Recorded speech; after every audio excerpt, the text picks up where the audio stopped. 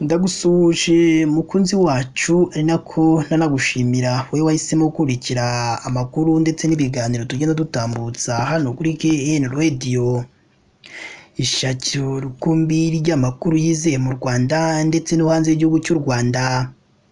Ni mu karere ka Rulindo ubu tuvugana, muri kano karere hongeye kumvikana inkuru y'icamugongo, amakuru mabi cyane, nyuma y'uko abantu bari bagiye mu birori barimo abamaze gupfa, abandi nabo bajyanwa kwa muganga igitaraganya kugira ngo nabo badakurikira bababereye igitambo rugikubita. Ese ibivugwa muri kano karere byaba byakozwe nande? Ese bano bantu bapfuye baba bishwe n'iki? Kuri ubu inzego zitandukanye zaba zamaze gutangaza iki nyuma y'uko zumvise abantu bari bagiye mu birori batangiye kugenda bapfamo umwe ku wundi? Ibi ndetse n'ibindi bigiye bitandukanye nibyo bikubiye mu makuru twaguteguriye uyu munsi. Icyakora icyo tugusaba ni uko badutera inkunga uyu munsi maze ukagenda ahanditse ijambo subscribe cyangwa se abone, utukandaho n'akazugira kaza nako ntugasige nako tugakandaho. Icyo gihe uzaba ushimangiye yuko ugiye kujya uba uwa mbere mu kubona amakuru meza ya KN Radio tugenda tubagezaho umunsi ku wundi. Reka twitse gatonya ubundi tuze tubavira muzine muzingo iby'aya makuru mabi cyane yababaje abatuye i Rulindo. Reka nongere mbahe ikaze bakunzi ba KN Radio, aho tubagezaho amakuru aba arimo aragenda avugirwa mu gihugu cy'u Rwanda ndetse no hanze y'igihugu cy'u Rwanda. Amakuru mabi cyane yongeye kumvikana mu karere ka Rulindo, yahamuye abaturage, abandi nabo bashya ubwoba bwinshi nyuma y'ibyari bimaze kuba iyi nkuru ibabaje kandi iteye agahinda. Yumvikanye mu batuye mu mudugudu wa Musega, akagari ka Kivugiza, umurenge wa Masoro wo mu karere ka Rulindo. Bari mu gahinda nyuma y'urupfu rw'abantu babiri n'abandi 24 bajyanwe mu bitaro nyuma yo kumererwa nabi biturutse ku muceri bari bariye bikekwa ko wari uhumanye. Ibikomeje kubabaza abatuye ndetse n'abagenderera muri kano karere ka Rulindo nyuma y'uko abo bantu babiri bamaze kwitaba Imana. Uwavuye kuhaha uwo muceri ubwo yawugezaga mu rugo, yawutetse, arangije kuwuteka arawufungura cyangwa agaburira abantu bari baje muri ibyo birori. Bakimara kuwurya harimo abantu benshi cyane wahise ugwa nabi, aho bahise bajya kwivuza bahabwa imiti ndetse bamwe barasezererwa. Ariko ngo ibintu byaje guhindura isura nyuma y'aho abana babiri barimo umwe w'imyaka 10 n'undi w'imyaka 3 kuri uyu wa kabiri tariki ya 1 Ukwakira 2024 bajyanwe ku bitaro igitaraganya. Bakigezwayo bahita bitaba Imana umusubirizo. Iyi nkuru y'icamugongo, iyi nkuru ibabaje, iyi nkuru iteye agahinda yanagarutsweho n'umuyobozi w'akarere ka Rulindo Mukanyirigira Judithe, aho yemereye itangazamakuru iby'uru rupfu rw'abo bana babiri.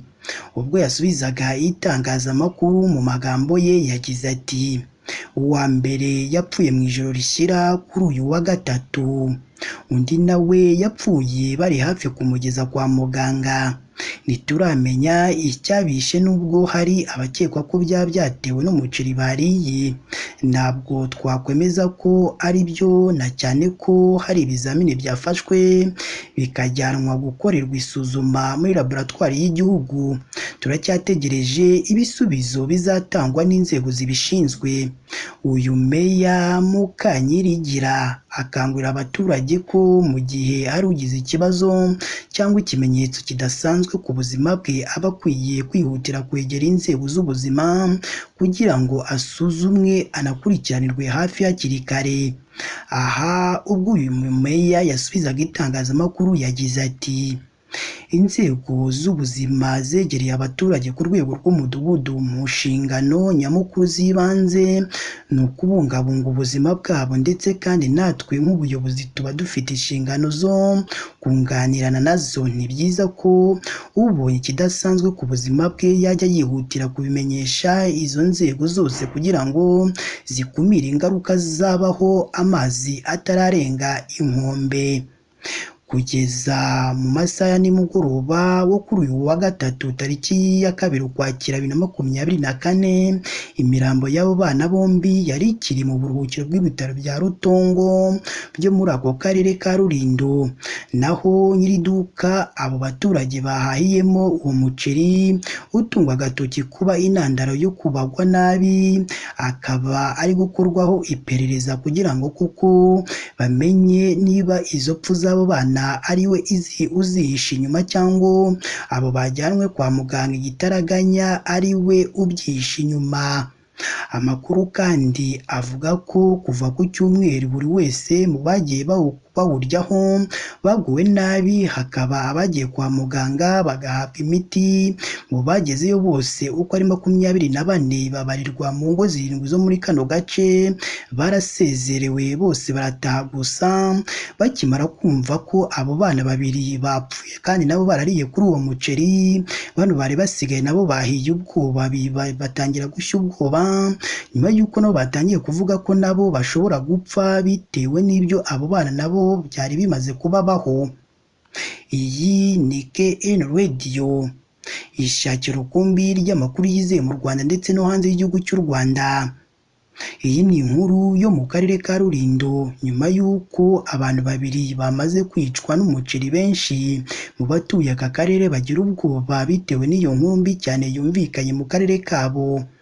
Gusa si rimwe si kabiri hirya no hino humvikanye inkuru z'abantu baba bagiye mu birori birimo ubukwe ndetse n'ibindi bigiye bitandukanye, ugasanga abantu bavuyemo batameze neza, rimwe na rimwe ari ibintu baba banyoye muri ibyo birori cyangwa bariye. Ndawushimiye we twabanye muri aya makuru yacu uyu munsi. Icyakora icyo umwisabira, niba ari ubwa mbere dusuye, ndakwinginze jya munsi y'iyi nkuru urabona ijambo subscribe cyangwa sabone, utukandaho n'akazugira kaza nako ntugasige nako tugakandaho.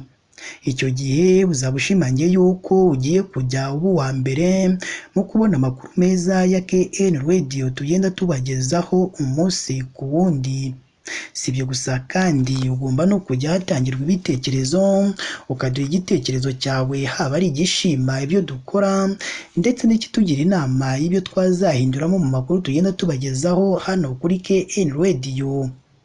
Mu gihe kandi umaze kumva iyi nkuru, yisangiza abandi kugira ngo bumve aho ibyiza biri, ko nta handi ari hano kuri KN Radio. Mukomeze mugire ibihe byiza kandi Imana yo mu ijuru ijye ikomeza ibane namwe umunsi ku wundi.